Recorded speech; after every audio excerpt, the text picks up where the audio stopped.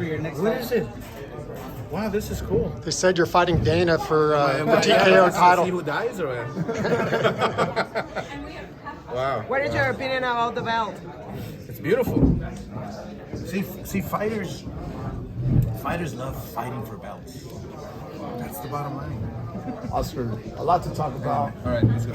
A lot to talk Another about. subject. A lot to talk about, and jump into it real quick. Obviously, the Dana White situation with TKO. You've spoken a lot about it. Just don't trust these guys, and I quote you. They're scumbags. You just came out on the clapback Thursday, and do you think that's going to affect what's going on with them at the moment? With the FBI investigating them, you think they're going to still stay in boxing at the moment? What is your overall thoughts on that? My thoughts are, when the FBI is involved, it's because it's for a reason. The reasons obviously came out, and they're not going away. The FBI does not just go away, and they don't turn up for something small. They turn up because something serious really happened. So I think as this all unfolds, the truth will come out. The truth will always prevail. That's the bottom line. So I'm gonna sit back and my little popcorn and enjoy the show.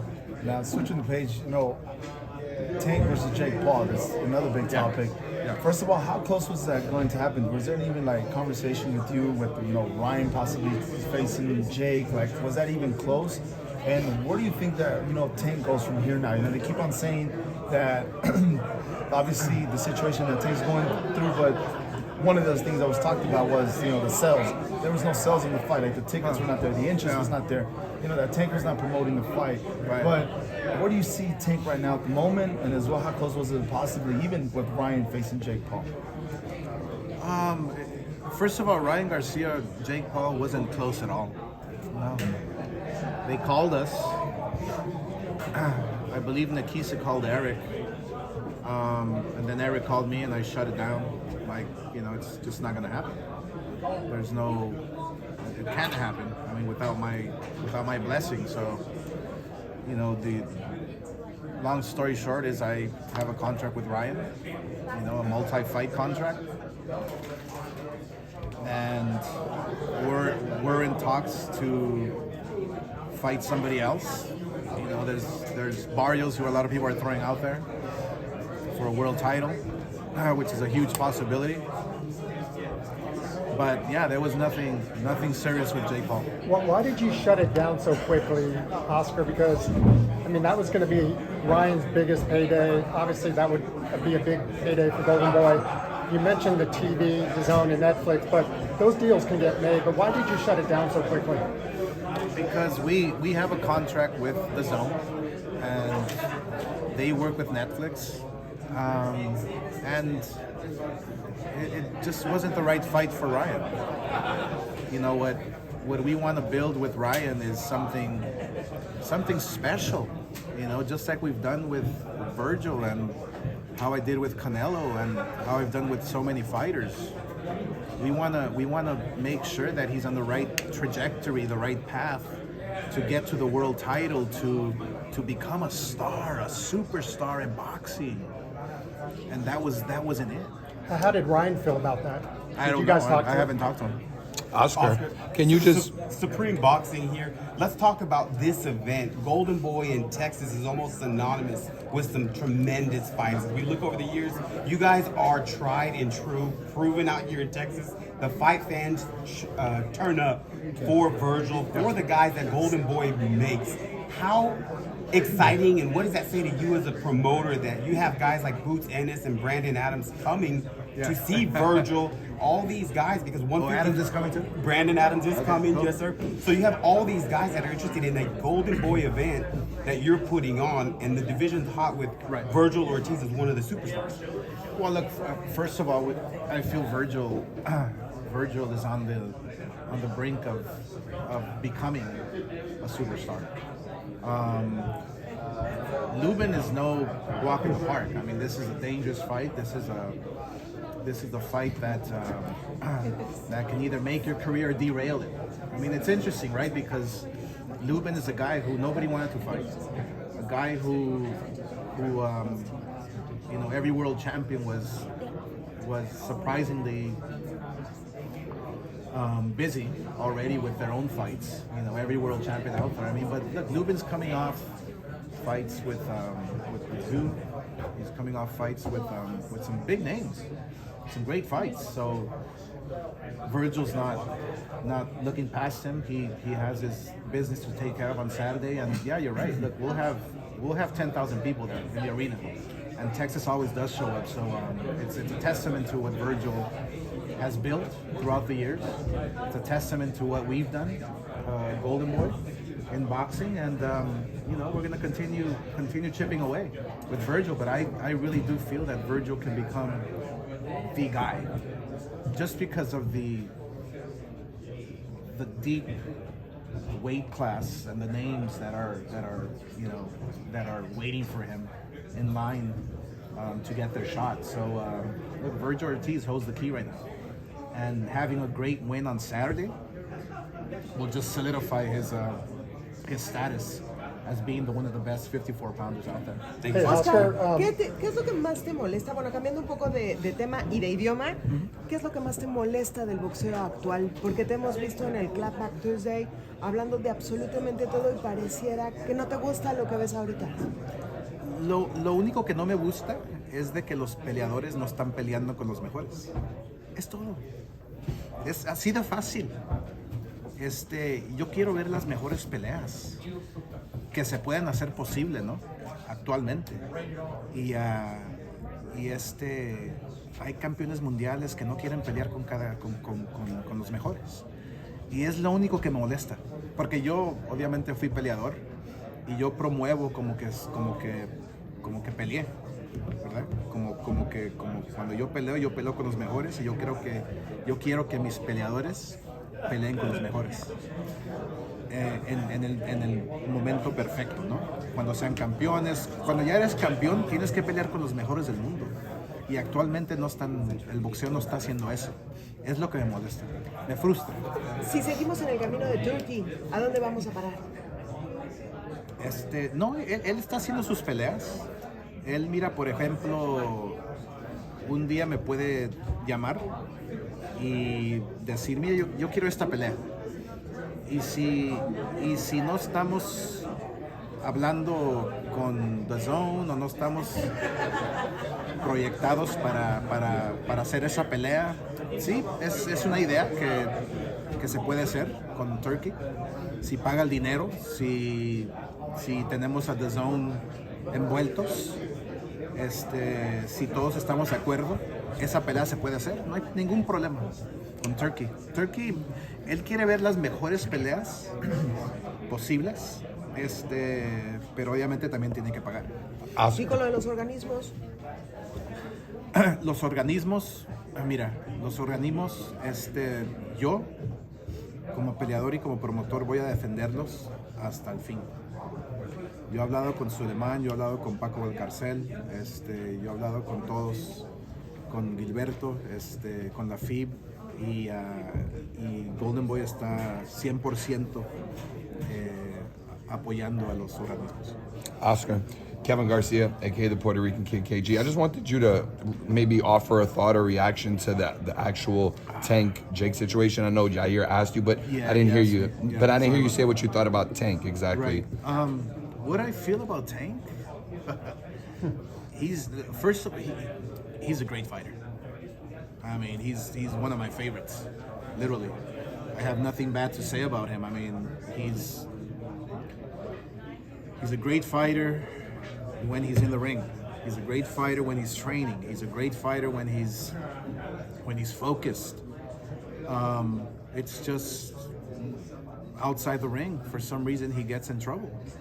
You know, I'm not sure what he's going through, or if he is going through something. Man, we wish him, you know, all the best, and hopefully he gets back on a straight line. You know, we always wish that for fighters, because this is a tough sport, you know, that gets into your psyche and kind of fucks with you, you know. But think Tank Davis, he has his whole career ahead of him. I think I don't really know if he wanted this fight. I don't really know if he wanted an exhibition.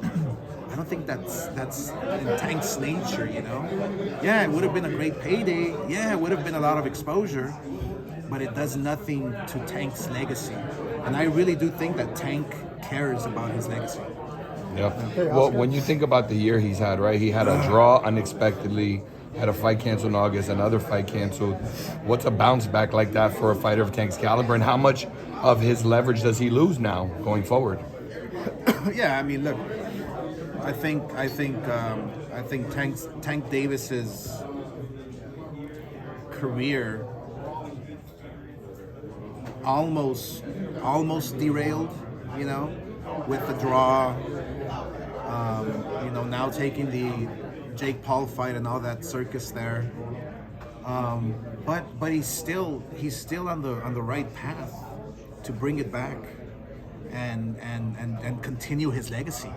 You know, there's no loss in Gervonta Davis not fighting Jake Paul. Who knows if he's gonna fight ever again? I wish he does. We want to see him against the very best, like he always fights. You know, he's a plus for the sport. I really do wish he gets his. I can't even say life, because I mean, I'm sure his life is together. It's just, you know, maybe he's going through a few things, you know, personally, and he's got to just get them together and move on. Let's go. Let's get the fights, you know, that the fans want to see. Let's make them and give the fight fans, you know, some excitement. What do you think about, you know, Eddie Hearn and Putin is going to be here this weekend? Initially, what was your first reaction, you know, when they mentioned that they both were going to be here Saturday night? Yeah, so Virgil Ortiz has to obviously win, and he's focused 1,000%, as I am too. I mean, I'm focused 1,000% on making sure this event, you know, is you know, goes on and we take it to the finish line, and people are talking about Boots Ennis, and they're talking about Virgil Ortiz, and, you know, my gosh, let's make that fight right away. Well, we can't make a fight until Virgil Ortiz wins. That's just the bottom. I don't work like that, you know. I don't like having fights already made when they have the job at hand to take care of on Saturday night. Yeah, I welcome Eddie. I welcome Boots Ennis to see who the very best 154-pound fighter is, and that's Virgil Ortiz. I welcome them. I mean, it's a great show. When you watch Virgil Ortiz, you're always going to get an exciting fight. I'm just afraid that if Boots does see him in person, he's going to shy away from the fight. Oscar, you mentioned Barrios potentially for Ryan.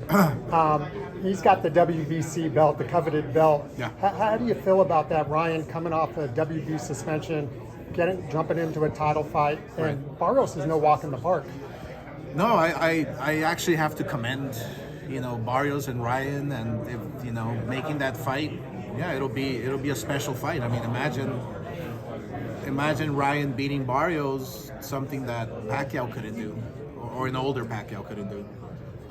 You know, it would be a big accomplishment for Ryan, finally becoming a world champion after all these years. Yeah, it's exciting. It's exciting because it's not an easy fight, and then again, Ryan can really show the world, you know, what he's made of, because it wouldn't be easy. Is he on top of the list, Barrios, as far as for Ryan at this point? He is on top of the list. Yes, I mean, it's no secret. There's no hidden agenda. I think Barrios, will be the guy for Ryan. It's a matter of just negotiating it and making the fight. There was a fight. Boots' last fight. Yeah. Eddie said that, not formally, but verbally, that Eric and yourself and them had a verbal agreement for early 2026 for Verge and Boots. How much truth is there to that, and how in-depth? Who said that, Eddie? Eddie Hearn said that following Boots' last fight. Do you believe it? I'm asking you.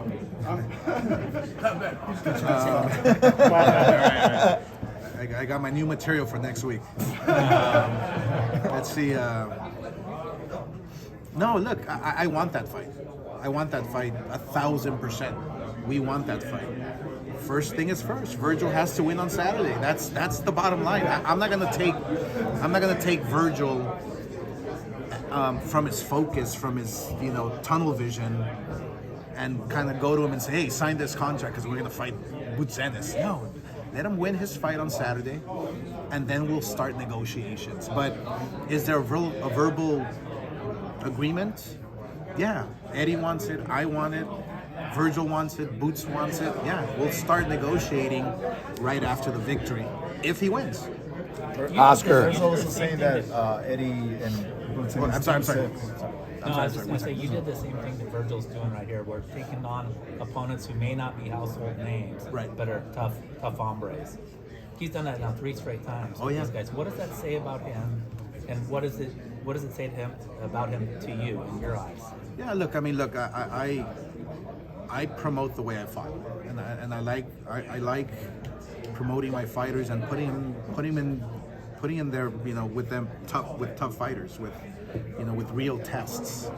And Lubin happens to be the #1 contender, and it's a real fight, a real test. He's been in there with tough guys. I mean, world champions. So I strongly feel that Virgil Ortiz, to me, in my eyes, will be the next superstar of boxing. He's on the right path. He's on the right trajectory. He's fighting the right guys, and fighting Lubin and beating him will obviously take him to a super fight, which then will lead him to superstardom. So it's what we do, Golden Boy and with our fighters, it's what we do. We open the path. We make sure that these fighters have the opportunity. And that's exactly what Virgil needs. It's the opportunity. He has to win Saturday, and he has the opportunity to taste superstardom in his next fight. Oscar, question. Oscar. Yeah, I started interrupting you. Sorry about that. So prior, going to the talks about the fight with Virgil, there was a saying, Boots Ennis needed some tune-up fights. What do you think about, the talks about that Boots Ennis needed those tune-up fights, but Team Ortiz kept on saying, we don't need no tune-up fights. We're just going to jump in there. Right. Eddie Hearns, if I'm not mistaken, even it was mentioned from Eddie, or we're going to take some tune-up fights and prepare for Virgil. Right. What do you think about that? One side it needs a tune-up fights, and the other one just is like, just jump in there. Well, look, if you go back to, if you rewind a bit, you remember when Boots Ennis fought, and Eddie was like, let's fight Virgil now, and they were on TV, on camera, saying this and that, and then right after they were off camera, it's like nothing happened. We were calling out Boots Ennis, and they didn't want to do it. They wanted a tune-up fight, this and that. I understand all that. As a fighter, yes, you want tune-up fights, but come on, how many tune-up fights do you need? You're already a world champion. It's like you're fighting the top guys, and then you're going back in your career. You're rewinding your career. Like, what are you doing? Go into a fight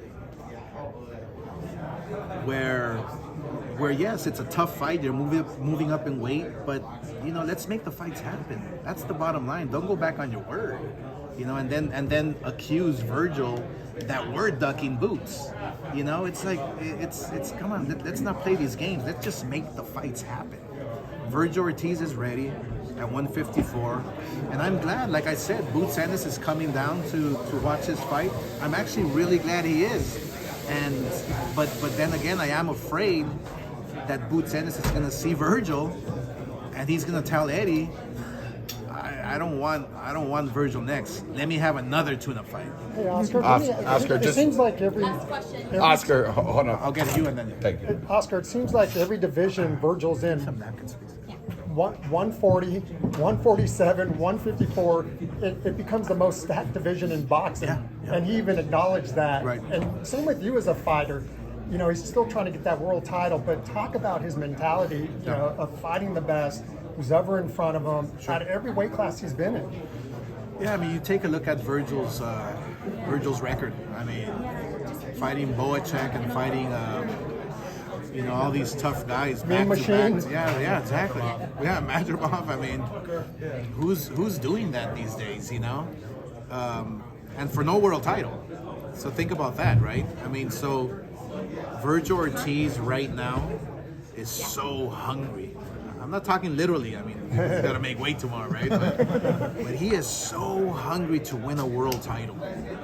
And I'm glad because him winning Saturday night and him fighting Boots, I mean, Boots has another thing coming, that's for sure, because Virgil is going to come with everything. You know, and like I said, look, Virgil Ortiz, and like you mentioned, whatever weight class he's in, everybody follows because everybody knows, the fighters know at 154, at 147, wherever Virgil's at, that he's the golden ticket. He's the only one that's going to be able to fill up the Cowboy Stadium. Just like he told Jerry Jones when he was a young kid coming up, I'm going to fill up that stadium, Jerry Jones, for you. And I believe it now. But he's the only one that can do it. Without Virgil Ortiz, nobody can do it now. Today in boxing. So if we make Virgil versus Boots, if we make, you know, Virgil whoever it is in his next fight, it's gonna be a mega event. It's gonna be a Las Vegas, you know, showdown. It's gonna be a Dallas Cowboy showdown. That's what Virgil Ortiz brings to the table. He is ready right now to face anybody, anywhere, and make the biggest fight possible. All right, thank you guys. Hold on, I have one more. Thank you, Jane. Thank you, Oscar. I think we all got to get your thoughts. Two of your former opponents, Manny Pacquiao, Floyd Mayweather. 10 years after the fact, they're talking about running it back. What's your thoughts on that? And then I just have one quick follow-up question to it. It should have happened a long time ago, obviously. I don't mind it because it'll be entertaining, and I'm curious to see how Mayweather will react, you know, to Pacquiao's style again. You know, I mean, Mayweather's Mayweather. He has a great style, great defense. Probably the same thing will happen again, but it'll be entertaining. I wouldn't mind watching it again, but again, it should have happened a long time ago. And this is exactly what I tell fighters. You have to seize the opportunity at the moment when it's hot, when people are talking about it. Like Pacquiao Mayweather, should have fought several months after they had their first fight. You know, imagine how big that would have been.